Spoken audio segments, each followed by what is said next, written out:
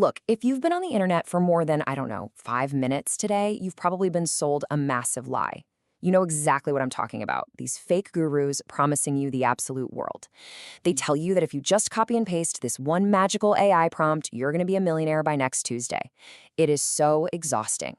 So in this explainer, we're just going to cut right through all that noise to give you the brutally honest, unfiltered blueprint for actually making real money with AI. Honestly, let's just be real for a second. Are you broke right now? Are you stuck in some soul-crushing, dead-end job with a boss you absolutely despise? Are you completely burnt out by tech bros screaming at you about the latest ChatGPT update? Listen, your frustration is 100% justified. The market is completely saturated with empty promises right now, and you're essentially being sold a digital mansion that has absolutely zero foundation. So here is the harsh reality check we all need. 99% of the AI advice out there right now is just utter garbage. Seriously, buying a $20 subscription to a chatbot is not going to magically fix your bank account, and it's certainly not going to liberate you from your 9 to 5. That is just not how technology works, and it is sure as hell not how business works. So, what's the actual number? Exactly how much money are you going to make if you just start blindly playing around with AI tools without a real, solid business fundamental behind it? Zero. A massive, perfectly round zero. Directionless AI usage literally just burns your time and wastes your tokens. If we want to change that number, we have to completely rewire how we actually view this technology. All right, let's jump straight into section 1, the fake AI gold rush. Think about what we call the hammer and nail rule. AI is literally just a hammer. It's a tool, nothing more. And without a nail, meaning a painful, real-world problem that human beings actually have, you are basically just standing in an empty room, whacking a wall for no reason. I mean, nobody wakes up in the morning and says, man, I really need to buy some AI today. No, they wake up and say, oh, this process sucks, or this takes way too long, or this is costing me so much money. You don't get rich just by owning a hammer. You get rich by finding the right nail and solving a problem. AI simply changes how fast you can swing that hammer. Which brings us to section 2, finding the right nail. So to figure out exactly where to point that hammer, we use this really cool game matrix. It basically maps out every single task based on 2 things. Is it easy or hard for a computer? And is it easy or hard for a human? Think about tasks that are easy for both, things like data entry or simple math. We call this the give zone. Just give this to AI immediately. Humans really shouldn't be doing this stuff anymore. Next up is accelerate.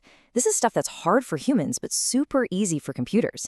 Think deep data analysis or finding complex patterns in a massive, messy spreadsheet. This is where AI gives you crazy leverage and buys back hours of your life. Then we have integrate. This is where things are hard for both the machine and the human. Think creative tasks like writing an engaging ad campaign or coming up with high-level business strategy.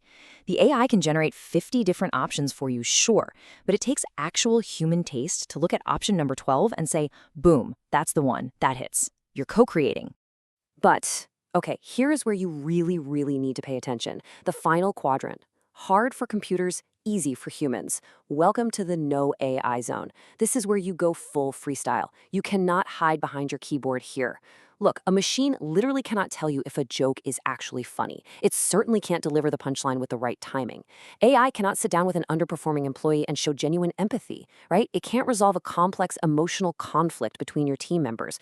Emotional intelligence, true leadership, your unique taste, your vision. This is where your humanity shines, and frankly, this is where the real money is made. Let's move on to section 3, and this might sound a bit crazy right now. Stop using AI immediately. Seriously, before you burn your hard-earned cash or waste millions of API tokens on some fancy automated prototype, I want you to use the Wizard of Oz method. Be the man behind the curtain. Launch a super simple landing page, and when customers actually ask for the solution, just do it manually. Use your own fingers, use your own brain, use your own time.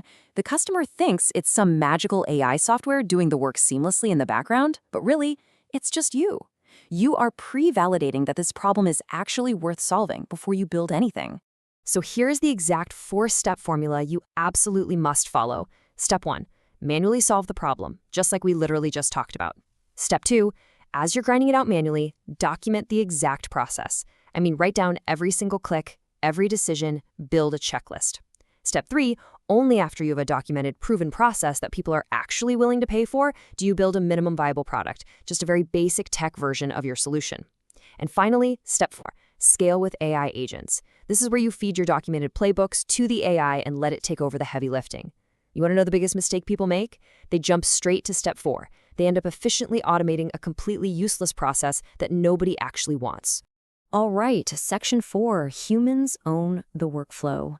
Humans will own workflows, not roles. This quote right here, this is a total paradigm shift. Right now, most businesses operate on a really outdated role-based org chart. If you want to make a YouTube video today, you hire a scriptwriter, an editor, a thumbnail designer, maybe a publisher. But the future is an agent operator model. That means one single human director sits right at the center, owning the entire workflow, while directing an army of highly specialized AI agents to execute each specific role. You basically become the puppet master. You aren't in the weeds doing the granular work anymore, you are managing the system. Let's look at the exact split between the machine and the human. The AI handles the planning, the deep dive research, drafting the copy, and all that heavy data analysis. It does the grueling execution stuff. But the human side, that's your domain. Ownership, vision, taste, directing, and high-level decision-making. Look, the AI can write 1,000 emails in seconds, but it cannot take accountability for them. As the saying goes, no AI is ever going to go to jail if something illegal happens. The human will. You are there to guide the machine with your vision and make absolutely sure the final product actually resonates with other human beings. Let's bring it all home with section 5, your ultimate unfair advantage. Here is the core philosophy you really need to internalize today. AI doesn't replace humanity. It removes the friction keeping humans apart. Think about it. The more you use AI to handle all those robotic, tedious, soul-crushing tasks in your day, the more bandwidth you actually have to care. You suddenly have more time to look your clients in the eye, to truly listen to their real problems, and to deliver elegant, beautiful, highly connective solutions. The deeper you integrate AI into the background of your business, the more profoundly human your business can actually show up on the front lines. So look, AI is not going to take your job. But a human who is well integrated with AI, they absolutely will. The fundamentals of solving painful human problems haven't changed one bit. We just happen to have a much, much faster hammer now. So I want to leave you with this final, critical question to chew on. Are you going to sit back in fear and let a machine replace your outdated role?